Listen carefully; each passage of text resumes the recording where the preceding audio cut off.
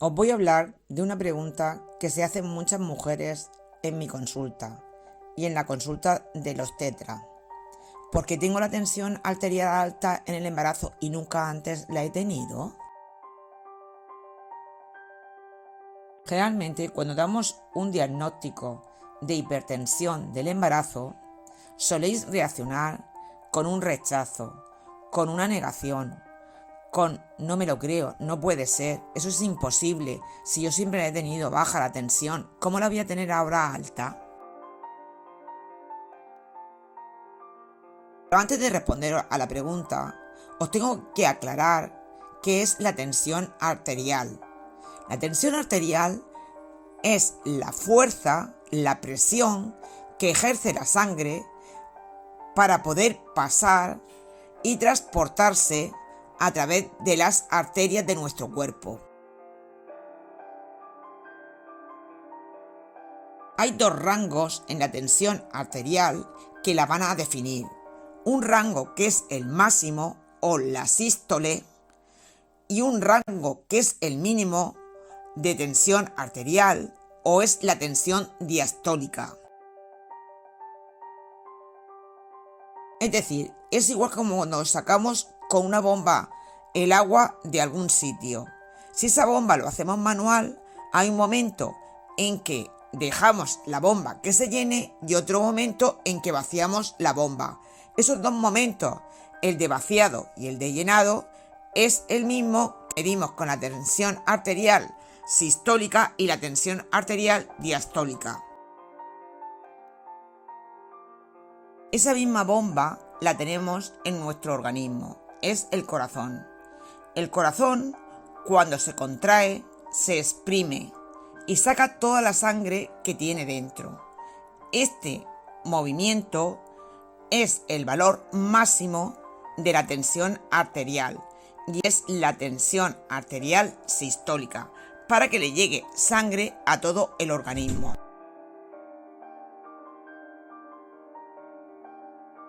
Si lo hacemos con un fonendoscopio será el primer latido que oigamos. Y si lo hacemos con uno que nos lo dé automáticamente, será el valor más alto de la tensión arterial. Ese valor es el que hace que la sangre pueda llegar a todo nuestro organismo, porque el corazón va a bombear sangre hacia todo el organismo. Y es la tensión arterial sistólica. Igual que hacíamos nosotros para vaciar la bomba, dejarla y descansar para que la palanca volviera a lo suyo y se pudiera de nuevo llenar, lo mismo hace el corazón. Se relaja, se vuelve a llenar y ese movimiento de llenarse es lo que se mide la presión arterial diastólica, que es la más baja del corazón. Es decir, que la presión arterial sistólica es la más alta, la que vacía el corazón y la que manda sangre a todo el organismo. Coincide con la sístole o con la contracción del corazón. Luego, cuando el corazón se relaja, es la tensión arterial más baja porque se llena, porque vuelve la sangre a él y cae.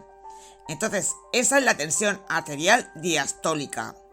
Y es lo que medimos cuando medimos la tensión arterial de una persona. Es decir, la sístole es el vaciado, la fuerza máxima, la presión máxima que hace el corazón para mandar sangre a todo el organismo. Es la tensión arterial sistólica. Y la diastólica es cuando se llena el corazón, cuando se relaja el corazón. Y esa es la mínima, la tensión mínima, la tensión arterial diastólica. Durante la fase de llenado, como su nombre indica, el corazón se expande y absorbe la sangre para luego bombearla por las arterias, en la contracción o sístole.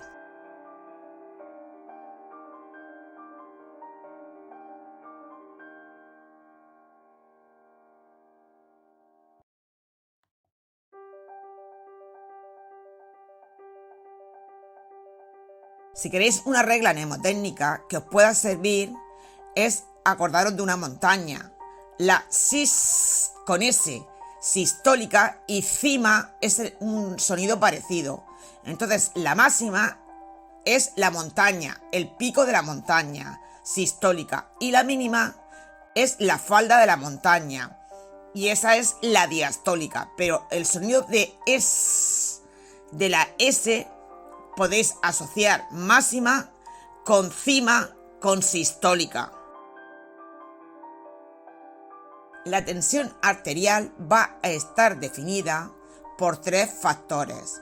Uno va a ser la fuerza que el corazón tiene para contraerse, otro va a ser la cantidad de volumen de sangre que puede bombear ese corazón, y la tercera va a ser el tamaño y si esas arterias son flexibles o no, es decir, el tamaño de las arterias y la flexibilidad que tienen esas arterias. Son los 3 factores que van a determinar que una tensión arterial esté alta o no esté alta. Así, cuanta más fuerza puede hacer el corazón para sacar la sangre que contiene en su interior, cuanta más sístole pueda hacer, cuanto más exprima, pues más cantidad de sangre le va a llegar a todo el organismo. Cuanto más volumen lance, más cantidad le va a llegar de sangre a cada una de las partes de nuestro organismo.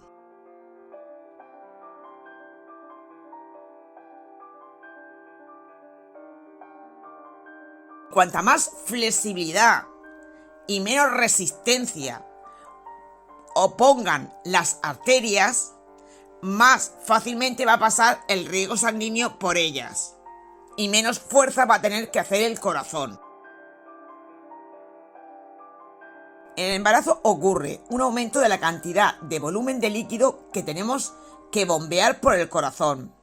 También ocurre una transformación de determinadas estructuras en los vasos sanguíneos y aparte una dilatación de esos vasos sanguíneos. La mujer, para adaptarse, por regla general, lo que hace es una disminución de la tensión arterial. Esta disminución es una disminución fisiológica para poderse adaptar. El embarazo cambia, se transforma. Hay un aumento de la cantidad de líquido y hay una transformación de las estructuras de determinadas arterias del útero que irrigan la placenta, porque eso no lo teníamos previamente. También hay una dilatación de las venas y de las arterias, resultado de las hormonas que secretan la placenta. Normalmente las hormonas que van a secretar la placenta van a producir a nivel de los vasos sanguíneos una dilatación. Al aumentar la dilatación de esos vasos sanguíneos, la mujer va a experimentar una hipotensión, es decir, una disminución de la tensión arterial. Y esto comienza muy precozmente en el primer trimestre y se va a mantener.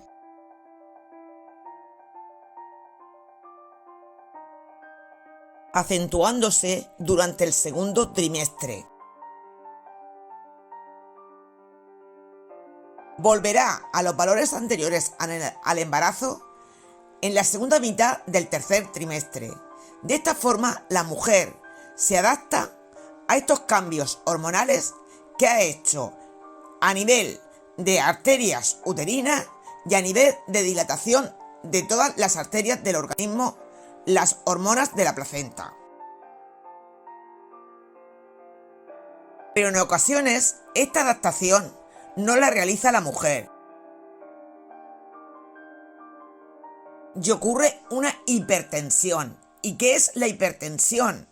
La hipertensión es cuando la tensión arterial aumenta la sistólica por encima de 140 y la diastólica por encima de 90 milímetros de mercurio.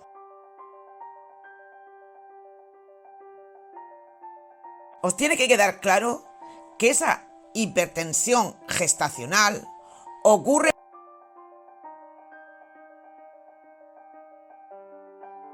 porque los mecanismos de adaptación nuestros fracasan frente a las alteraciones que están provocando las hormonas que están secretando la placenta. ¿Qué requisitos debe de haber para que esa hipertensión sea una hipertensión gestacional y no sea otro tipo de hipertensión? Deben de ocurrir 3 requisitos para que haya una hipertensión gestacional. La primera, que la tensión arterial sea mayor de 140/90. La segunda, que no exista un diagnóstico previo, que no haya ocurrido nunca una hipertensión anterior, es decir, que sea un diagnóstico por primera vez, y que esto ocurra cuando la mujer está más de 20 semanas de gestación.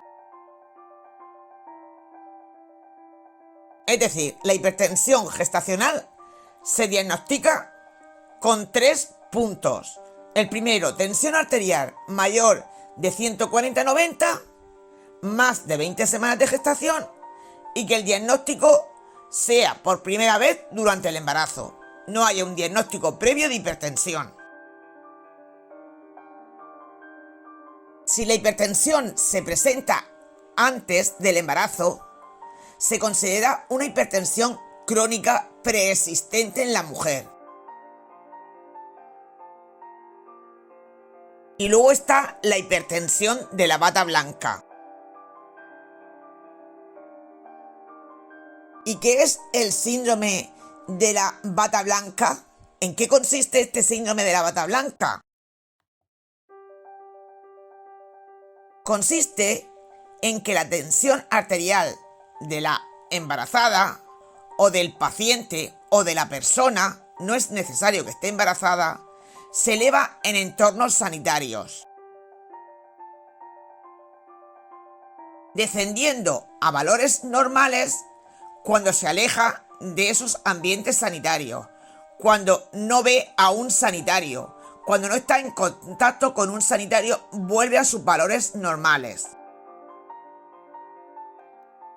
Por tanto, estas personas no padecen hipertensión arterial, pues está asociada esta hipertensión a situaciones de nerviosismo. Verdaderamente estas personas tienen un problema, el cual habrá que tratarlo, pero no es el problema que estamos tratando en este momento, que es la hipertensión. Pero cuando decimos verdaderamente que una persona tiene una tensión superior a 140/90, para considerar que ese valor de 140/90 es un valor de la persona y no es un valor esporádico por factores externos, es necesario que ese valor de 140/90 se mantenga en un intervalo de 4 horas. No es válido que con una sola toma de tensión arterial que dé esporádicamente mayor de 140/90 y que no se haya mantenido en el tiempo, se dé un diagnóstico de hipertensión. Por este es el motivo que, frente a la duda si eso se mantiene en el tiempo o no, os aconsejemos tomarla y apuntarla durante varios días a la semana.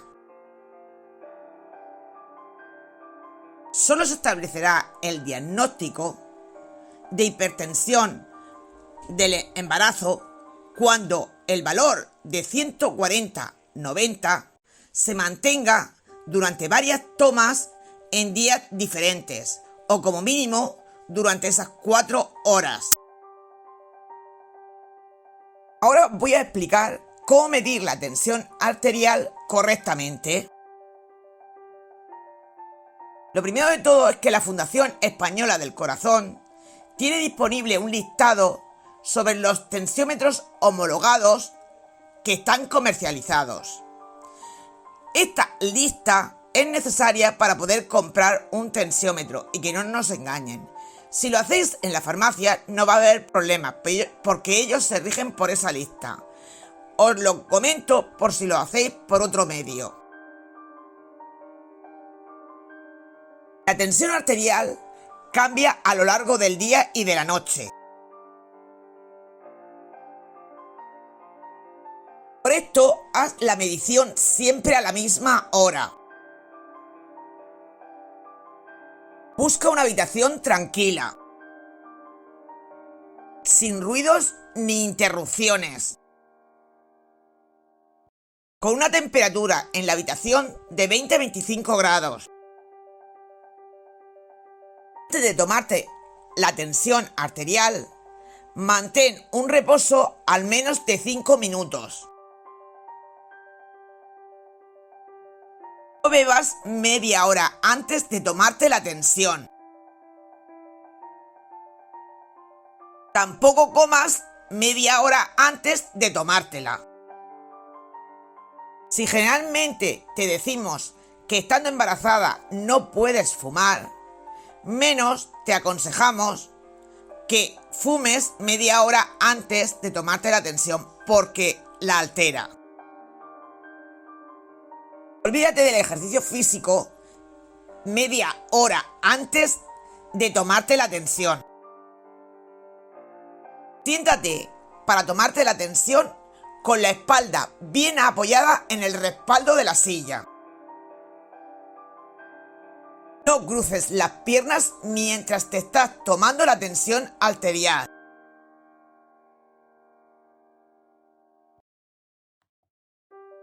Si llevas ropa que te está oprimiendo en el brazo y puede alterarte esa tensión arterial, quítatela. La demás, solo si te molesta. Pon el brazo a la altura del corazón, apoyado en una superficie. No te olvides de apoyar la espalda en el respaldo. También te puedes tomar la tensión acostada sobre el lado izquierdo y si te sale mayor de 140/90, quédate ahí tumbada durante media hora y después vuelves a repetir la toma de tensión. El manguito lo debes de tener totalmente vacío y sin nada de aire antes de ponértelo alrededor del brazo. Debes de utilizar el manguito acorde a tu brazo, pues utilizar un manguito demasiado grande o demasiado pequeño para medir la presión arterial puede dar lecturas que son imprecisas o que son falsas. ¿Cómo puedes saber la anchura del brazalete o del manguito que debes de utilizar? Realiza una medición de la circunferencia de tu brazo por la parte superior, donde se localiza el bíceps. Si tu valor es de 26 a 33 centímetros, utiliza el manguito estándar de adulto, que es de 12 centímetros de ancho.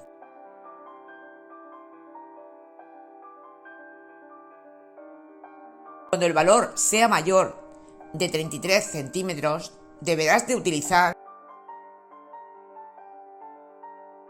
un manguito para persona obesa. Si no cuentas con un manguito para personas obesas, podrás realizar la medición con un manguito estándar, pero lo deberás de poner en el antebrazo como ves en la foto. La parte inflable del manguito para medir la presión sanguínea debe cubrir aproximadamente un 40% de la distancia alrededor de la parte superior del brazo.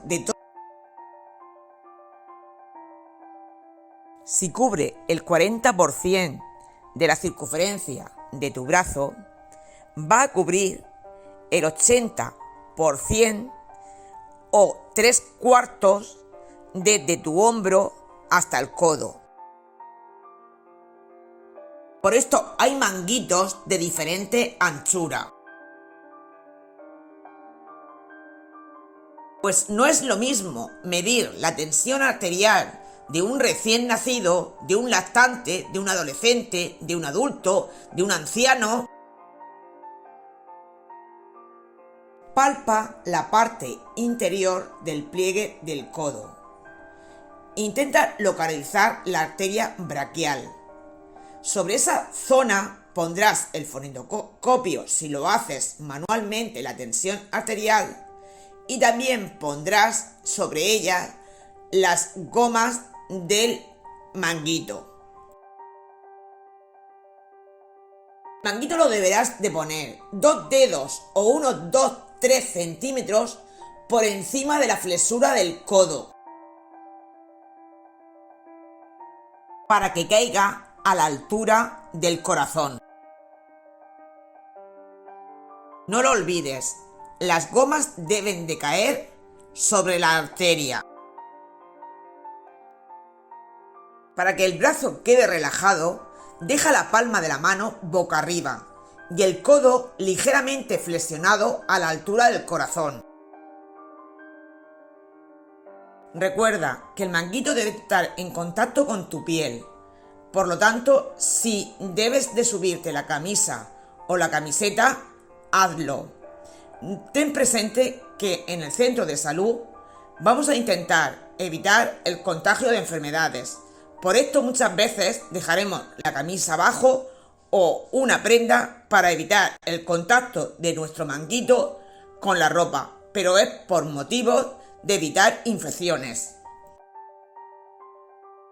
Si el tensiómetro es de muñeca, pon la muñequera a la altura del corazón.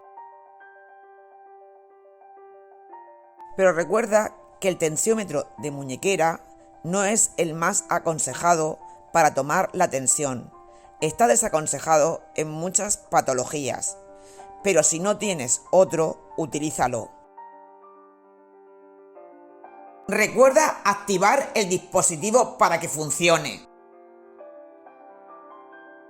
Durante la medición no hables, pues alteras el resultado. Si la matrona o el personal sanitario te habla, en ese momento no contestes. Es un fallo nuestro. Perdona. Si realizas la toma con un tensiómetro automático, te aconsejo que realices varias tomas, como mínimo 2, y dejes pasar entre una toma y otra unos minutos. Apunta la segunda toma, no apuntes la primera, porque el mismo tensiómetro se autorregula.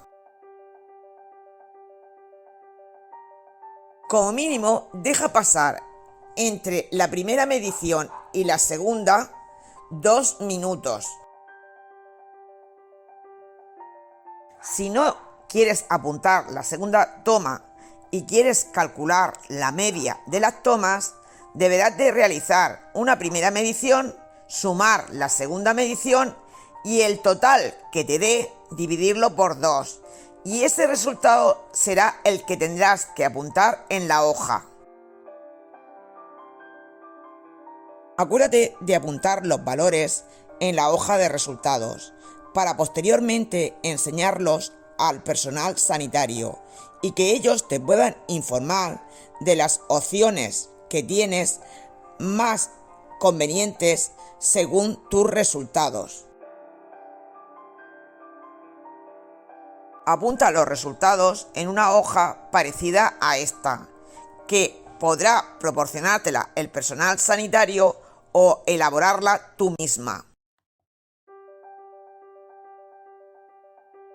Por regla general, la tensión la tenemos muy parecida en ambos brazos, pero si tomándote la tensión en los brazos izquierdo y derecho ves una diferencia en esos considerable, toma la tensión del brazo que la refieras más alta.